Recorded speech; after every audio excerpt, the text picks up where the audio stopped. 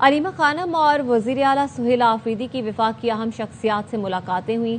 ज़राए का कहना है कि आखिरी खुफिया मुलाकात चंद रोज पहले फाटा हाउस इस्लामाबाद में हुई। मजीद क्या तफसीलात है नईम अशरफ भट्ट से जानेंगे, बताएगा नहीं। जी बिल्कुल, एक तरफ अलीमा खानम सुहेल आफरीदी का जो ज़ाहरी रूप है वो सबको नजर आता है, लेकिन अंदर की कहानी ये है कि दोनों जो हैं वो वफाक की अहम शख्सियात से खुफिया मुलाकातें फरमा रहे हैं। और आखिरी मुलाकात चंद रोज पहले फाटा हाउस इस्लामाबाद में हुई, जिसमें दोनों ने, अलीमा खानम और सुहेल आफरीदी जो केपी के सीएम हैं, उन्होंने कहा कि उनकी बानी पीटीआई से मुलाकातें जो हैं वो ना होने दें तो उनका वफाक से ताउन जो है वो आसान होगा, क्योंकि बानी पीटीआई जो फिर हिदायत करते हैं उन पर उन्हें अमल करना पड़ता है और फिर उनका दोबारा टकराव होता है वफाक से।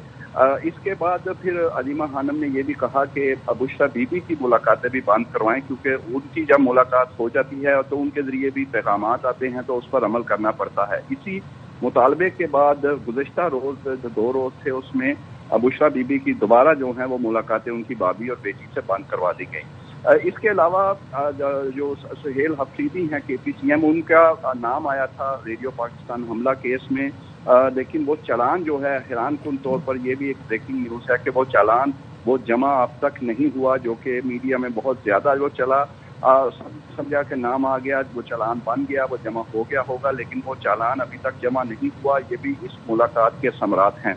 इसके अलावा इससे पहले केपी के एक वजीर और एक एमएनए पीटीआई के, जिनका केपी से ताल्लुक है, ये ऐसी मुलाकातें करते थे और पैगाम रसानी होती थी। लेकिन अब सुहेल आफरीदी और अलीमा खानम जो हैं वो डायरेक्ट हो गए हैं, वो खुद मुलाकातें करके उनसे ताउन का वादा कर रहे हैं, लेकिन ये भी साथ मुतालबा है कि उनकी बानी पीटीआई से मुलाकात नहीं होगी तो फिर उनका ताउन करना आसान होगा। सामने ज़ाहरी तौर पर वो कहते हैं कि मुलाकात नहीं करवाई जा रही, लेकिन अंदर खाते दोनों का ये कहना है कि मुलाकात नहीं होगी तो उनका ताउन आसान होगा। इसके अलावा एक ईसीपी में यानी इलेक्शन कमीशन में एक केस नाअहली का जो है वो चल रहा है सुहेल आफरीदी के खिलाफ, उसके खिलाफ उस पर एक स्टे ऑर्डर है पेशावर हाई कोर्ट में, वो भी केस जो है उस पर फैसला नहीं हो रहा, वो भी डीलिस्ट कर दिया गया है। तो इस तरह जो है वो कुछ ताउन हो रहे हैं और इस बेस पे हो रहे हैं कि अगर आप, और हाँ एक और अहम इंफॉर्मेशन के अटियाला जेल भी